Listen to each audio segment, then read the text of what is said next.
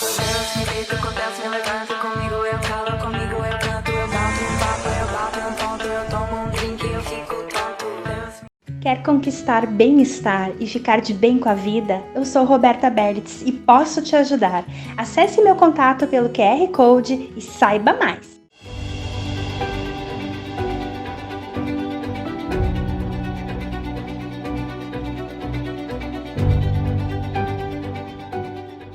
Olá, seja muito bem-vindo, muito bem-vinda a mais um programa Mulheres Quebrando Tabus aqui na nossa Vale TV.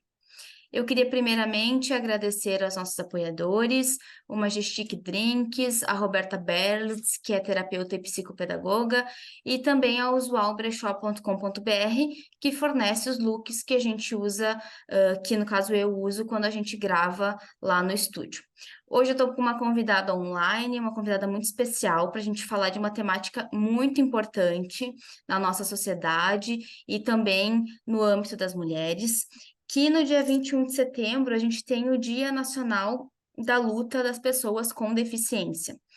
E a nossa convidada é a Carol, que foi indicada pela Bruna, que faz parte do nosso coletivo, que também é uma pessoa com deficiência, já esteve conosco no programa, falando um pouquinho das suas experiências.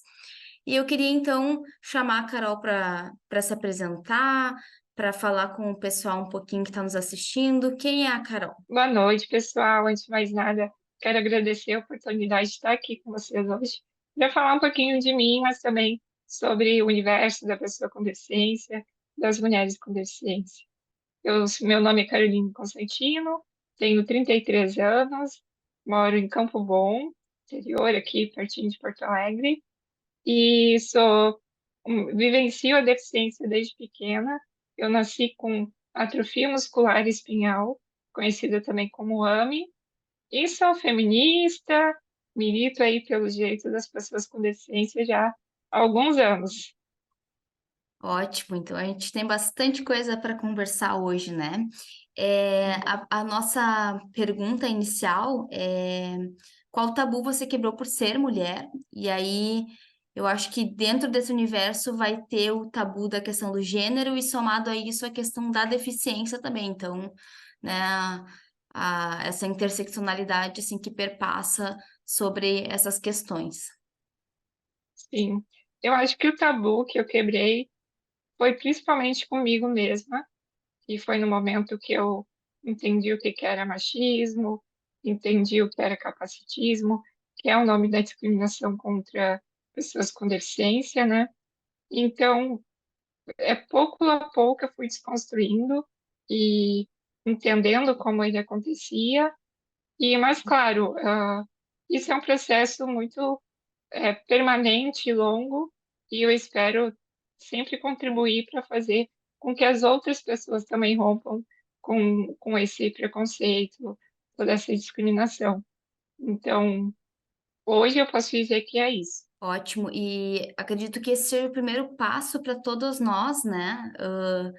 Compreender a existência disso, perceber que isso está enraizado e naturalizado na sociedade, que nós mesmos, independente de gênero, de raça, de etnia, de orientação sexual, de condições financeiras, enfim, a gente acaba reproduzindo esses preconceitos, esses preconceitos, que a própria palavra já diz, né?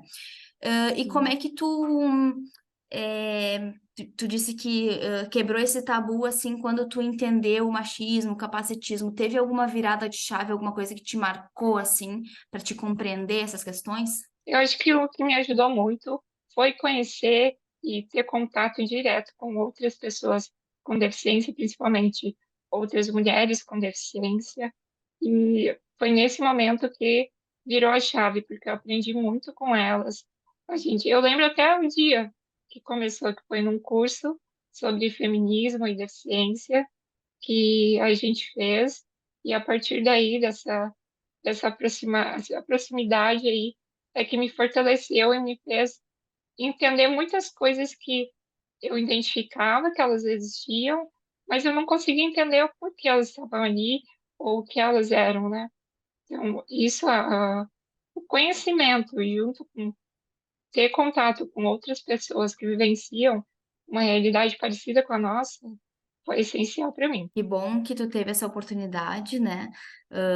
E como a gente brinca, assim, dar nome às coisas, né? A gente começa a entender, a gente Sim. por vezes sabe que aquilo existe, que aquilo incomoda, que aquilo não é certo, mas não consegue saber de onde vem, como chama, né? Uhum. É muito isso. Que a gente vê muito falar, né, por exemplo, do feminismo, a gente vê muito falar dos outros feminismos, mas não o feminismo das mulheres com deficiência. Então, isso que faltou para mim e que foi essencial, assim, para ter essa mudança mesmo.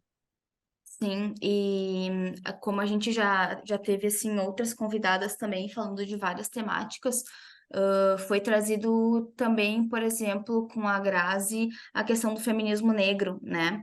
É, Uhum, essa que é diferente, né? Se ela surge de uma maneira diferente, são necessidades diferentes, né? E eu queria que tu falasse um pouquinho se existe no Brasil, então, um feminismo de mulheres com deficiência, como é que funciona, quais são as pautas. uhum. Eu acho que até muita gente começa falando, né?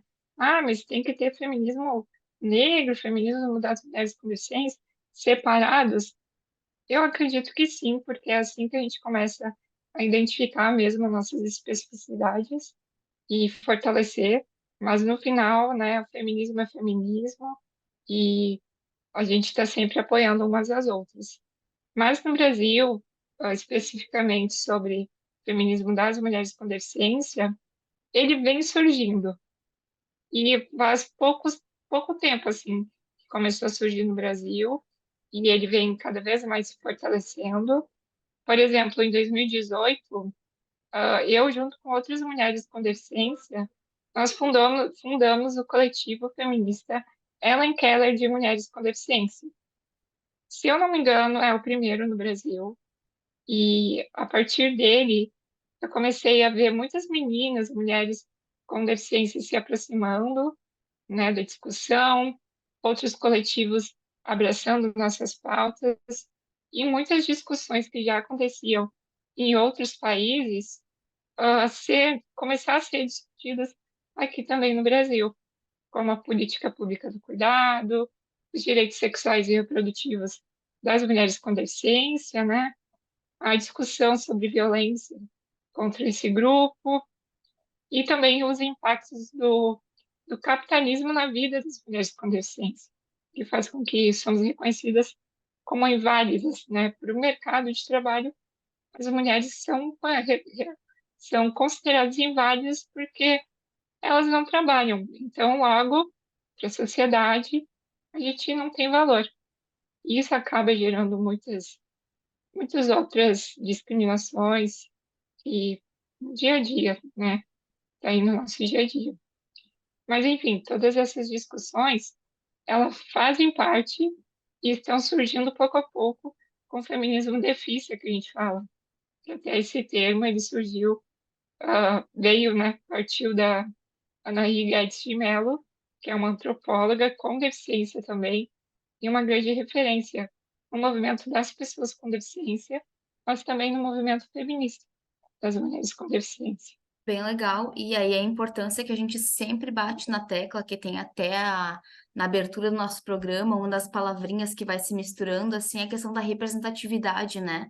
Da importância de uma pesquisadora, de uma antropóloga, uma mulher com deficiência estar à frente para vocês se reconhecerem, né? Saberem que esse lugar também é de vocês. Sim, com certeza, eu acho que é muito importante a gente ter esse protagonismo, mas também eu sempre tenho muito cuidado para falar sobre isso, porque eu não quero desvalorizar, né, a participação de outras pessoas que não vivenciam deficiência, né? A gente precisa de aliados, porque por mais que nós temos ótimos profissionais, ótimas pessoas com deficiência qualificadas para estar aí na luta, a nossa nossas causas, nossas pautas ainda são muito invisibilizadas.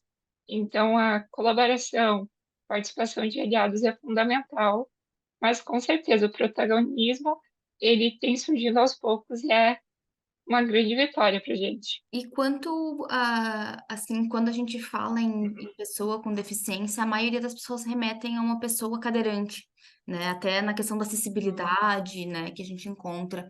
Esse movimento inclui várias deficiências, como é que funciona, assim, para quem nunca ouviu falar, quem não tem contato? O movimento, no caso da pessoa com deficiência, Isso, uhum. o movimento da pessoa com deficiência, ele já existe há muitos anos. Por mais que as pessoas acham que não existe, existe aqui no Brasil. E ele é muito diverso. E ele é formado por muitas pessoas com deficiência que levam, que contribuem com suas vivências, suas experiências. Tem também muitos grupos que, principalmente nos últimos anos, né, no governo anterior, por a gente ter muitos direitos atacados diariamente, eu senti que surgiram bastante grupos, associações que começaram a ir para a luta também. Então, além disso, nós temos, como tu falou, muitas pessoas com deficiência pesquisadoras, já na área científica, especialistas, né, e muitos aliados também, como falei. Então, o movimento ele é muito diverso e, apesar de antigamente o movimento da pessoa com deficiência ser composto principalmente por pais, mães, né, era um movimento para as pessoas com deficiência. Hoje a gente pode dizer que o movimento é das pessoas com deficiência, onde, de novo, tem protagonismo, mas também é um movimento diverso que conta também com muitos aliados, muitos políticos que estão aí defendendo nossos direitos também. Então, ele é bem diverso. Que bacana. E aí tu já deixa umas pistas para nós, assim como no feminismo em geral, a gente precisa sempre também das pessoas que não se identificam com o gênero feminino, né? Uhum. Nessa luta das pessoas com deficiência, né? Ou Uhum. seja, o feminismo negro, o que for, a gente precisa estar sempre buscando entender essa luta, ajudar, dialogar, né? Ainda mais porque, assim, ó, Joana, a deficiência ela é uma construção política. O que eu tenho é meus impedimentos. Meu impedimento físico, no caso. Tem pessoas com deficiência auditiva, que é impedimento auditivo, outros que é impedimento visual, mas nós temos nossos impedimentos. A deficiência, ela se dá da sociedade, quando a gente se depara com alguma barreira da sociedade. E quem é que coloca essas barreiras? É todos nós. Então, por isso que a gente diz que a deficiência, ela é um resultado, ela é uma construção coletiva. Então, a luta deveria, né, o ideal seria que fosse de todos. E tem principalmente assim um lema que a gente fala, né, que a luta desculpa, que a luta anticapacitista, ela também não é só das pessoas com deficiência, mas ela deve ser de todos, onde todas as pessoas lutam para desconstruir essas barreiras e para cada vez mais a gente consiga viver numa sociedade realmente inclusiva e com menos barreiras, né? Sim. E aí agora eu lembrei até na posse do atual presidente, que a gente teve um representante, né? É o Ivan, né? E a importância disso de mostrar, né, como tu falou, que é muito do que a gente vive é uma construção social, né?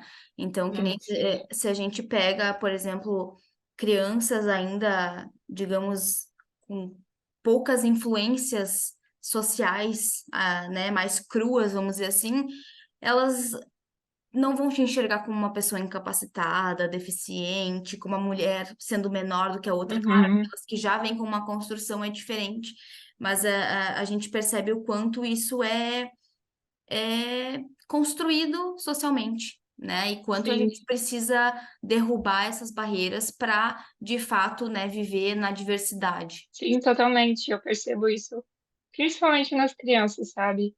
Elas se aproximam de mim não para perguntar por que eu não caminho, não para perguntar como eu vou no banheiro. Elas estão interessadas na minha cadeira que parece um carrinho. Elas querem que eu saia da cadeira para andar na cadeira. Então, elas elas não me enxergam como algo menor. Elas me enxergam como uma mulher que está ali usando um carrinho legal e que elas também querem usar, sabe? E infelizmente, né, com o tempo, acaba aí se construindo, internalizando o capacitismo nessas pessoas, nessas crianças também, porque o capacitismo ele está na sociedade, né? Sim, agora até tô falando da história da cadeira e tudo mais das crianças, eu lembrei de um TED Talks que eu assisti da Amy Mullins, não sei se tu já viu, que Hum, ela é amputada, né, e aí ela tem, acho que até o nome do TED Talks é a Amy Mullins e seus 12 pares de perna, alguma coisa assim. E quando ela fala que quando ela foi fazer uma palestra para as crianças, tipo, o que as crianças trouxeram era de que ela poderia voar, assim, a gente sai daquela pessoa, aquele olhar incapacitado que nós temos enquanto construção de uma sociedade uhum, para uma pessoa com superpoderes, né? Que nem tu que tem um carrinho, sim, né? Então, é como sim, a gente pode caminhar para uma construção diferente, né? sim. E eu até lembro também de outro acontecimento engraçado que foi curioso, que foi aqui na minha cidade, na época do Natal, eu propus, né, que colocasse um cadeirante para ser o Papai Noel, que eu queria, né, trazer essa diversidade próxima das crianças. Olha, eu acho que no máximo uma ou duas perceberam. O resto ninguém percebeu. Todo mundo só queria sentar no colo do Papai Noel para pegar o presente logo. Então, é bem isso como tu falou mesmo. O ah, as- quanto os adultos que têm mais capacitismo internalizados, crianças, para elas a diversidade é algo comum, né? O que deveria ser também para os adultos. E o quanto a gente precisa trabalhar essas coisas Uhum. e abrir para discussão, né? Que nem, por exemplo, Sim, o caso de ver um casal, de duas mulheres de mãos dadas. sim, Né? A criança vai perguntar para os pais e os pais já querem fugir daquilo ali como se fosse algo errado, um problema, como eu vou explicar. E quanto mais a sim. gente abordar e naturalizar isso, né? Que nem, por exemplo, a criança vir perguntar da cadeira, não fala, não. Então a gente precisa Uhum. estar abordando essas questões para justamente tirar esse estigma, né? Sim, acontece muito. E agora eu tô falando, eu lembrei muito da questão do casal, né? É recorrente ter comentários sobre casais onde a mulher ou o homem é cadeirante e o companheiro não, a companheira não é. E sempre vem os comentários assim, muito velados, que parece um elogio, mas não é. Que é no caso, ai, parabéns por estar com essa, né, com essa moça, com esse jovem com deficiência. Não, parabéns para o companheiro só por ter um relacionamento com alguém com deficiência. E como se fosse algo surreal, né? E isso acaba sendo um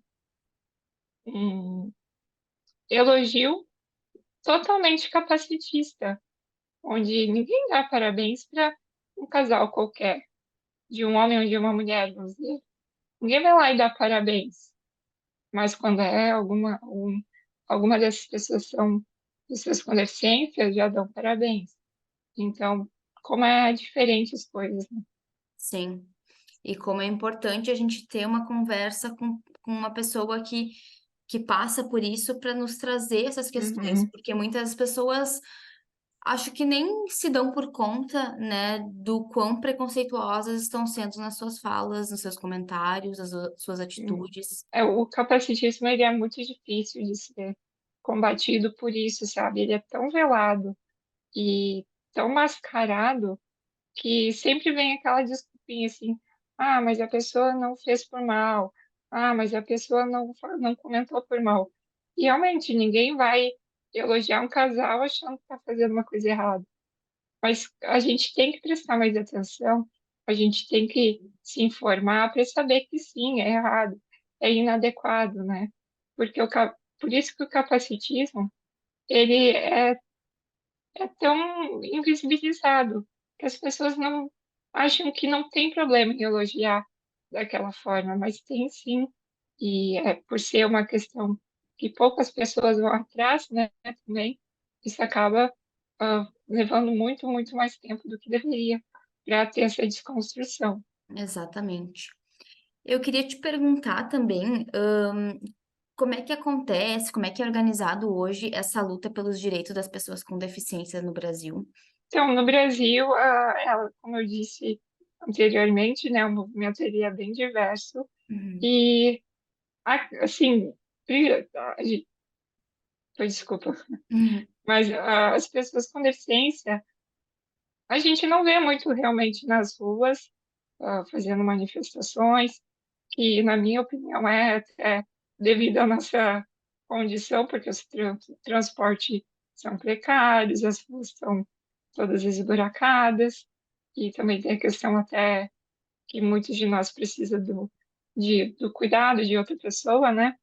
Mas tem muitas pessoas ocupando espaços diversos, como conselhos de direito, que são os conselhos da saúde, da educação, da cultura. Eu sou, por exemplo, conselheira no Conselho da Mulher, e muitas pessoas com deficiência também participam de conferências, que são espaços muito importantes, onde nossas demandas são levadas a nível municipal, depois estadual, depois federal, né? Então, e também o movimento ele também acontece até quando alguma pessoa com deficiência ocupa lá um, um lugar na universidade. Isso também é representatividade. Isso também, de certa forma, é uma conquista da gente, porque se aquela pessoa com deficiência está lá, a outra também vai conseguir acessar. Vai ser algo mais facilitado, né? O que antigamente não acontecia. Por exemplo, eu, quando fiz a minha faculdade, eu fui a primeira aluna com deficiência no local. Então, já cheguei lá, como os pesquisadores gostam de falar, eu cheguei deficientizando o local. Cheguei deixando o local já onde eu pudesse, né, transitar e tudo mais. Preparei aquele ambiente para outras pessoas também poderem participar daquele, poderem entrar naquele espaço. Tanto que o meu irmão, que também tem deficiência, também estudou no mesmo lugar, né? Depois outro que eu conheço, outra menina, e assim vai indo. Acho que isso também acaba fazendo parte, sabe, do movimento da pessoa com deficiência. uhum. É, a gente comentou um pouquinho sobre o feminismo das pessoas com deficiência, né? O Uhum. que tu percebe, assim, que difere um pouco dos outros feminismos, né? Tu comentou que é importante, né, a gente ter essas especificidades, não sei se tu tem algo mais a acrescentar. Eu acho que o que difere é, como a gente comentou antes, né? Questão que a mulher com deficiência ela não vivencia apenas o machismo, mas também tem o capacitismo, e além do racismo e outras questões. Mas o resultado disso acaba sendo expressões muito diferenciadas do que a gente está acostumado a ver nas mídias e tudo mais, porque ao contrário de que muitas mulheres né, defendem a questão de não serem assediadas no trânsito, isso não acontece com nós. Nosso assédio é de forma diferente. Então, por exemplo, a mulher ela não é vista como mulher, porque a mulher, para a sociedade, é aquela que cuida, ou aquela que tem filhos. Então, logo, a mulher com deficiência, no imaginário social, ela não pode cuidar, ela não pode ter filhos. Então, a gente é invisibilizada.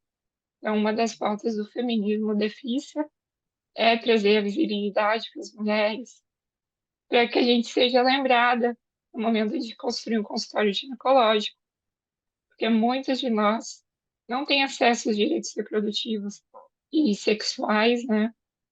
Então, direitos sexuais e reprodutivos também é uma pauta. E muitas de nós também vivenciamos relacionamentos super abusivos, porque grande parte depende do cuidado de alguém. E às vezes esse alguém é um companheiro que é violento, que assedia essa mulher. Então, como a mulher com deficiência vai denunciar se o agressor é a única pessoa que consegue levar ela até uma delegacia, ou se o agressor ou a agressora, também pode acontecer, né? Tá sempre ali do lado dela. Então, são violências bem diferentes, bem específicas, e que a gente poderia ficar falando a noite toda aqui. Uhum. Nossa, eu mesmo me questionava e iria abordar um pouco essa questão, né, da violência,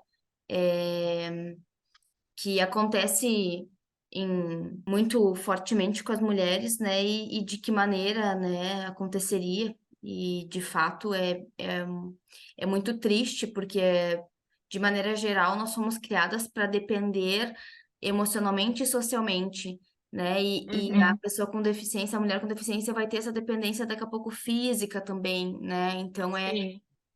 é algo bem complexo, sim, que a gente precisa, sim, abordar. A gente pode estar mais para frente marcando mais um outro momento para estar falando mais sobre isso. Infelizmente, nosso tempo está chegando ao final. Queria te agradecer, Carol. Se tu quiser fazer alguma fala final, fica à vontade. Eu agradeço muito a oportunidade de trazer aqui essas questões, né, que são pouco visibilizadas, né, e quero só também convidar todos, não só as pessoas com deficiência, mas também pessoas que não vivenciam deficiência, que junte-se a nós aí na luta pelo anticapacitismo. Maravilha. Obrigada, então. Agradecemos você, a audiência. Envie esse vídeo para quem você acredita que tem interesse, quem precisa assistir, né? Para a gente começar a desconstruir e reconstruir alguns pensamentos, algumas atitudes, né? Para a gente estar aí na busca da justiça social. Obrigada e até mais.